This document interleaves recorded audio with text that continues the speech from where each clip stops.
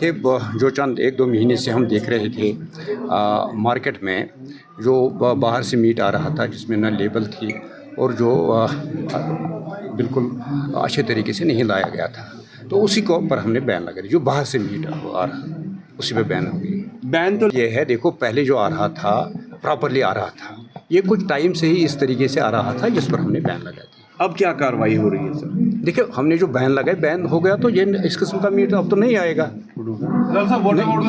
نہیں، سیمپلز کے رپورٹ ہمیں آ گئے، بہت سارے سیمپلز کے رپورٹ آ گئے، ہماری ویب سائٹ پہ وہ ہے. ایسی بات نہیں ہے کہ اب سیمپلز کے رپورٹ نہیں آ گئے، کچھ اس میں انسیف ہو گئے، مگر انسیف اس معاملے پہ ہو گئے کہ اس میں جو سنتھیٹک فوڈ کلر ملایا گیا تھا. تو یہ جو اور ایک جو آپ کا کوشچن ہونا چاہیے کہ لوگوں کے جو خدشات تھے وہ ٹوارڈ اسپیشیز. ہاں وہ ایک جو آپ کا ہو سکتا ہے، اس بارے میں ہم نے جو باہر بھیجا تھا سیمپل، اس کا رپورٹ ہمیں آ گیا اور اسپیشیز ہمیں وہی ملی جو گوشت یہاں میجارٹی کمیونٹی کھاتی ہے. تو ایسا نہیں ہے پہلے جو یہ لوگ کہہ رہے تھے کچھ لوگ کہ پتہ نہیں کتے کا گوشت ہے کس کا گوشت ہے، جو ہم نے باہر، جیسے میں نے کہا، جو ہم نے باہر سیمپل بھیجا، کیونکہ ایک ہی لیبارٹری ہے تھرو آؤٹ آور کنٹری وچ defines what is the species, یعنی کس قسم کا گوشت ہے. تو اس لیے میں جو خدشات لوگوں کے تھے ان کو دور کرنا چاہتا ہوں کہ وہی نکلا جو میجارٹی کمیونٹی یہاں گوشت کھاتی ہے، وہی نکلا.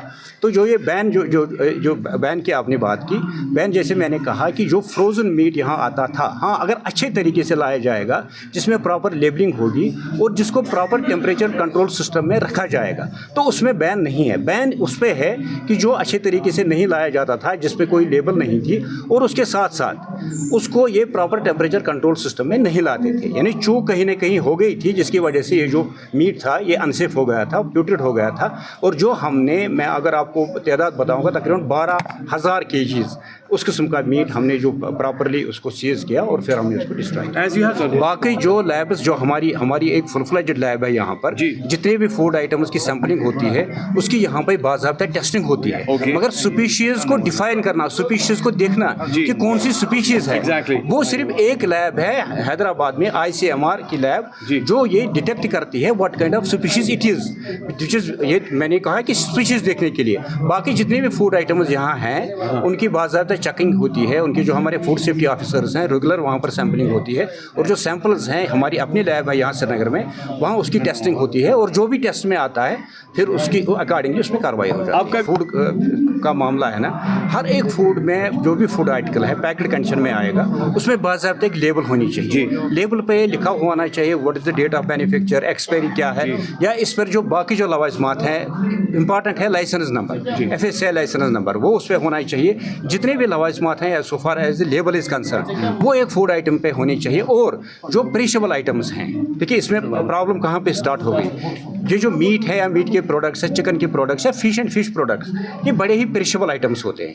اگر ان میں کہیں پر بھی چوک ہو جائے، ٹیمپریچر کنٹرول سسٹم میں یہ اچھی طریقے سے نہ رکھا جائے، تو تب یہ جو اس قسم کے فوڈ آئٹمز ہیں وہ خراب ہوتے ہیں. وہی ہوا تھا. ایک تو ان لوگوں نے اس کو پراپر ٹیمپریچر کنٹرول سسٹم میں نہیں رکھا تھا، اس کے ساتھ ساتھ اس میں پراپر لیبلنگ نہیں تھی. پھر لوگ پینک ہو گئے. میں یہاں پر ایک بات کو کلیئر کرنا چاہتا ہوں کہ یہاں جو ہمیں میٹ اس وقت دستیاب ہے، جو باہر سے آتا ہے، لائیو طریقے سے آتا ہے، چاہے چکن آتا ہے، میٹ آتا ہے یا فش آتی ہے، اس میں کسی قسم کی کوئی خرابی نہیں ہے. یہ بھی ہم نے دیکھا کہ جو ریسٹورینٹ والے اچھا کام کرتے ہیں، ہمیں ان کی روزی روٹی پر بھی کلاڑی نہیں مارنی ہے. ہمیں یہ بھی دیکھنا ہے، ہمیں اچھے اور برے میں فرق کرنا ہے.